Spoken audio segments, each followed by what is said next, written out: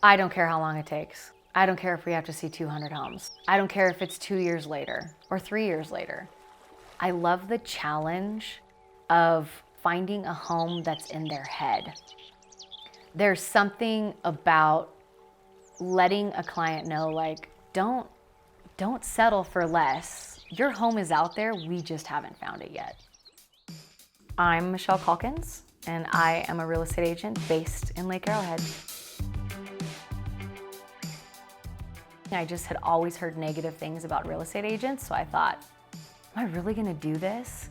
But then that's when I told myself, it doesn't have to be like the stereotype everyone knows it and sees it as. So there's so many misunderstandings and miscommunications about real estate where people just think it's buying a house. It's a gigantic investment and it takes trust in somebody, and I try to build that trust immediately just by being myself.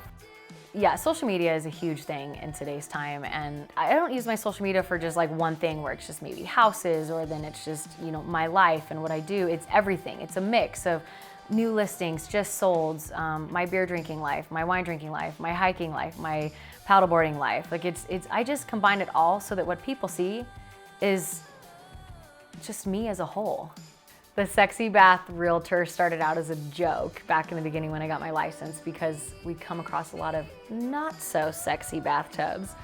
And it just came about where I was like, oh my gosh, just get a photograph of me in this ugly bathtub. I've even had some of my clients that'll be with me, we'll be looking at houses, and they know me as that Sexy Bath Realtor, and they're like, Michelle, you gotta get in this bathtub. There's something to be said about being face to face with somebody versus the online idea of a home. That's when I come into play, and I can help answer some of these questions that weren't answered online. This is where the human face-to-face comes into play. It's about getting into a home and stepping back and observing and making sure I'm understanding what my client's needs are. I take their lead, but then I can also help point out things that they're not seeing. I tend to lead people away from homes instead of pushing them in it. And I think that's where I've gained a lot of the trust, is because people are so thankful and so grateful that I didn't let them buy, say, just a certain house that we knew wasn't right for them. So one of my biggest things that I will bring up to a client is, what's the potential resale value if you have to get out of this in a couple years? Because although you might think it's your forever home, life happens, things change. And I'm here to make sure that hopefully we don't make a bad decision for the future resale.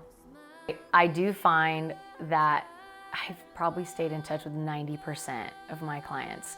And there's just a sense of family when I get to know them, and I've become really great friends with numerous clients of mine, and that's important to me. You're not just another number in my book. You're somebody that I want to stay in touch with because I genuinely care about you. I'm not looking to just sell you something because I need a paycheck. I'm developing a relationship, a friendship, and family.